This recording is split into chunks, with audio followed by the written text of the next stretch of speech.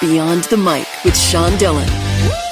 We're joined on the Starline by a singer, songwriter, and musician. You know him and his band ever since the early 90s. They've created 11 studio releases, 4 certified gold or platinum, and more than 8 million records sold out on the Sparkle and Fade 30th anniversary tour. We welcome Art Alexakis from Everclear. Hey, Sean. Art, let's go beyond the mic. How did this tour revive your love of music? That's a weird question. I don't know what you're talking about. My love of music has never gone away. Your music has been described over the years as many genres. What would be the best description of your music from you? Rock and roll. I never bought into the whole alternative thing. Even when it was going on, I was grateful because I was part of it, but it's rock and roll, man. If it's bass drum and guitars, maybe a keyboard, vocals, it's rock and roll. You guys released Live at the Whisky A Go Go, the first live album from Everclear. How does a live performance fuel you? Well, we released that almost 3 years ago. We had never really done a live album before, and I wanted to do it my way, so I paid for it, and we recorded it and filmed it, and then basically licensed it to the label. And that's kind of the way to do business as far as I'm concerned. That's how you do it your way. That's what Zeppelin did with their first album, But I think it came out great. I think it sounds great. It's not perfect because live shows aren't supposed to be perfect. And it's rock and roll. We don't play with the net. We don't play with tracks. We don't play with tuning or any of that nonsense. We're out there rocking, man. You get what you get. That's what rock and roll is. When we knew you were coming on, we had our Beyond the Mic listeners give us questions for you. And here they are. Tony Dietz has the following one. Art, how much have you seen popular music evolve in the time that you've been writing and performing? For example, Father of Mine would likely not be as much of a hit song in today's music age versus when it hit the market. I debate that. I think that song has a universal message that is just as relevant, if not more so today than at the time. And if I wrote it and produced it today, it would sound more contemporary, I'm sure, if I was a younger man, because I would have different influences. So I kind of debate that whole and negate that whole theory. And I've looked at what other writers have said. I think Everclear, just to be honest with you, we're selling more records and more downloads now than we have ever. Wow. Not records, but I mean like vinyl. You come to a show or you buy it online, we keep making vinyl and it keeps selling out. And we have a 30th anniversary of Sparkle and Fig coming out, deluxe vinyl that's going to double album with a bunch of like songs that no one's ever heard before and demos and stuff like that. It's really cool. And I put it together myself with the help of Capitol. Universal let me into the vaults. It was super cool. And, that's going to come out. And that's already, the first 2 pressings of that are already sold out. Jeff Tuck's question. In the wake of Old Town Road, the blend of country and hip hop has proven immensely popular. Any plans to bring back cowpunk? Man, people just don't get it. So cowpunk was a thing that happened for about 15 minutes in Los Angeles. And I was a fan of it because I grew up with a hillbilly mom. And I love punk rock and I love old country. And I thought it was cool. And there was cool bands in it and there was pretentious bands in it as well. But when I moved to San Francisco, about 5-6 years later, there was an alternative country scene that was a lot less like put on. It was just people who grew up with rock and roll and punk rock, but they loved country. And there was kind of a nice blend of it, It was weird. And I documented it with my first record label, Shindig, with an album called Lazy, Loud, and Liquored Up, which has been out of print forever. And I'm working to get it back into print because it was super cool. But, the whole cowpunk thing, I don't even know how to answer that. Sorry. Misty King wants to know, as an A&R rep, do you see any shifts inside the industry back toward a rock and alternative sound? I do. I do. I see a lot of young people. As a matter of fact, me and a couple of guys that I know, different engineer producers, are working together, and we're working with bands. There's a band that someone sent me a link to yesterday that I'm going to start doing writing sessions on Zoom while I'm on tour. And when I get home, we're going to produce 2 or 3 songs. And these young people, man, these young kids are just really in.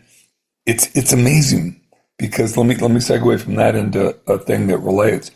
I'd say about 20 or 25% of the kids that are showing up at our shows are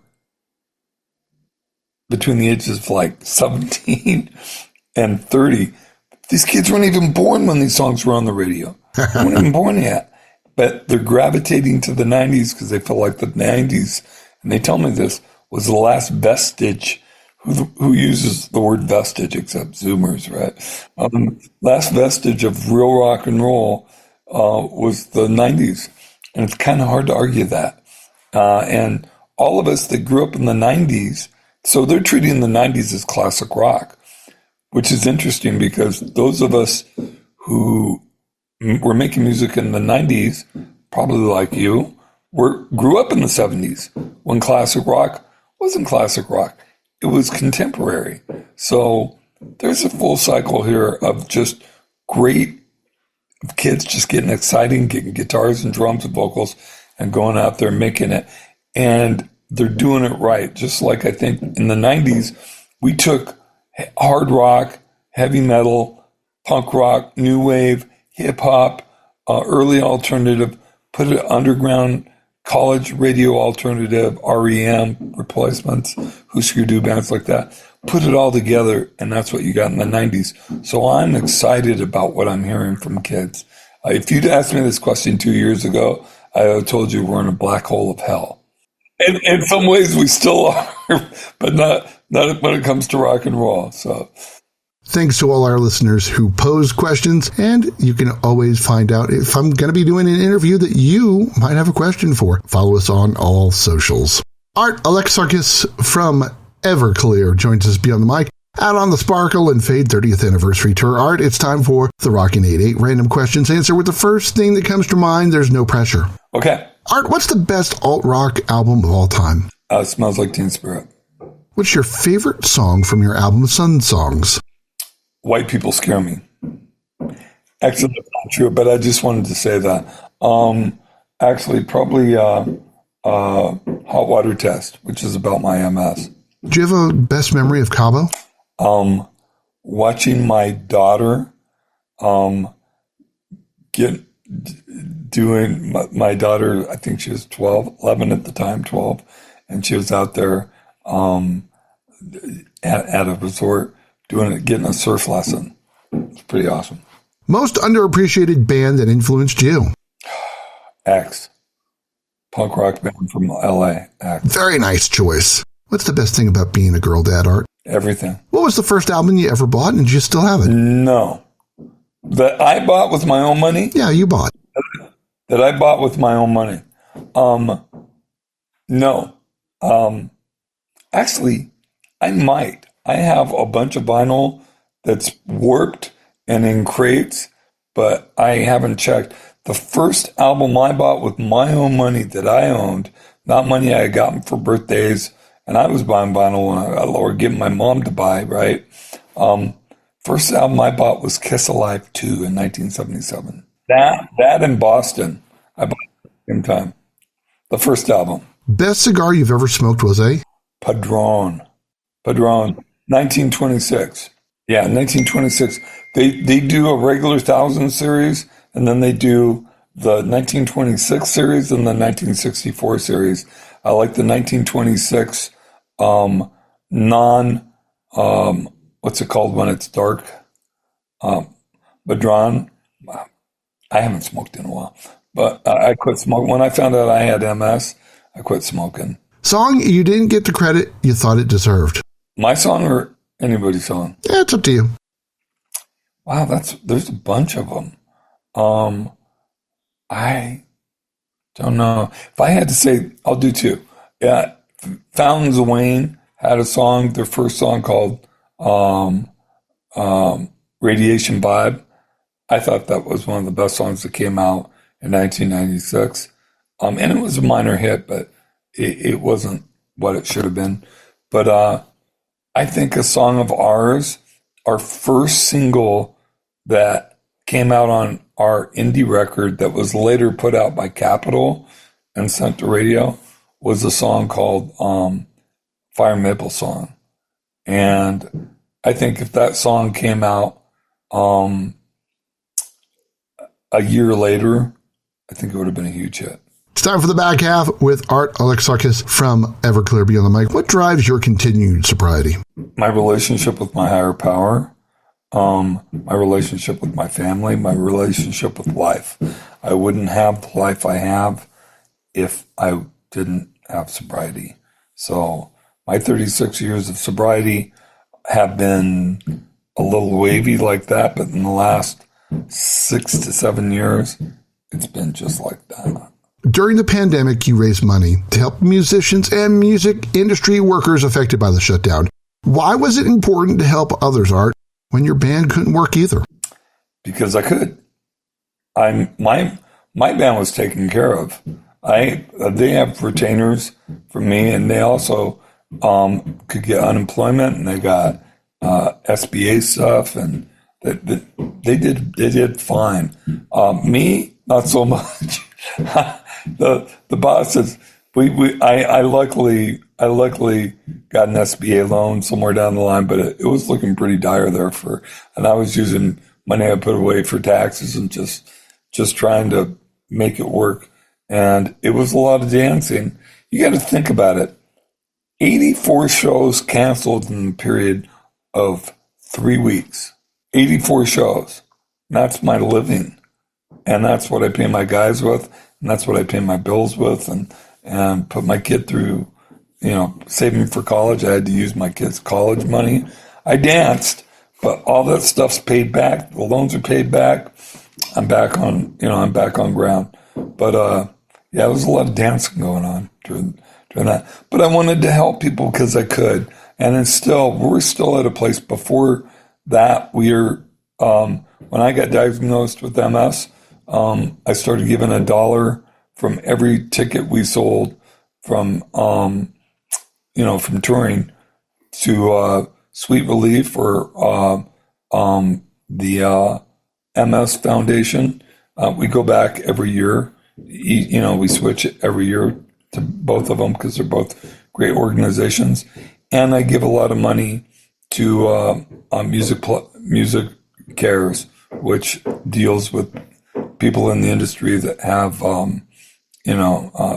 drug and alcohol issues. When you're going out on the road, what's the one comfort item from home you have to bring? Skinny popcorn. That's very nice. Popcorn. Yeah. I eat a lot of popcorn. It's a rather healthy snack. This is low sodium. So, and it's still tasty. Which place is your favorite and dream place to play a show? My dream place to play a show, I've never played there. There's 2 places, actually. There's a venue in LA called the LA Forum where I saw Zeppelin, Rush, Black Sabbath, Jethro Tull, Tom Petty, The Cars, Styx. I saw probably 100 bands when I was a kid. I'd love to play there. Never played there. And Red Rocks in Colorado. I've never played there, and I'd love to play there. So my favorite places to play, I really love playing any of the House of Blues. They're just so well done. They sound great. As far as cities go, anywhere in the U.S. is awesome. And Australia. Those are our 2 favorite places to play. Art, what's the power of a song and a story? It's relating the power of a song. And I used to teach songwriting. I wrote the curriculum for songwriting course at a small college in Pasadena. And then I just ran out of time to do it. But to me, the power of the song is the power of the storyteller and the power of a voice. You hear the voice. When you read a book, you hear that voice. There's a voice you hear that isn't your voice. And by hearing someone else's voice telling a story, it connects us to those people. And the best music, the best songs, the best stories, the best books connect a lot of people in a big way that makes us feel not so much alone. If you couldn't choose a career in music, what career would you have liked to master? If I couldn't have been a musician, I would have had a career in music as either record label or manager, or probably while writing songs and producing. But my dream career, if I could do it, and I don't know if I'm set to do it, but the thing that excites me the most would be a marine biologist to work specifically with dolphins, because I think dolphins control the world. And I'm not a crackpot. They have brains that are 7 times the size of our brains, and they use, from what we can estimate, close to 60% of it. We use what, 3% of our brain? You think we're running the show here? Come on. Come on. It's time for one big question with Art from Everclear Beyond the Mic. How has your appreciation of music grown since the discovery of your relapsing remitting MS? Just my appreciation for life, including music and art and love and relationships and everything. It's just grown exponentially because everything's harder now. It's harder to get up, to get on a plane, get up, get dressed, and go to a show. It's harder, just physically harder, not emotionally harder. Things can be like mentally and just be motivational wise to harder when things are physically harder. And that's where my sobriety and that's where my working my program comes in, to be able to motivate myself. But I love my life. He still has his first album, Kiss Alive 2, would love to play at the LA Forum and or Red Rocks, and wants you to enjoy the Sparkle and Fade 30th Anniversary Tour. Art Alexakis, thanks for taking the time to talk with us today. Hey, brother. And that, my friends, is Beyond the Mic. If you're enjoying these conversations, please check out another Beyond the Mic episode to find more actors, artists, and people you need to know. We'd also appreciate a like and subscribe on the Good Pods app.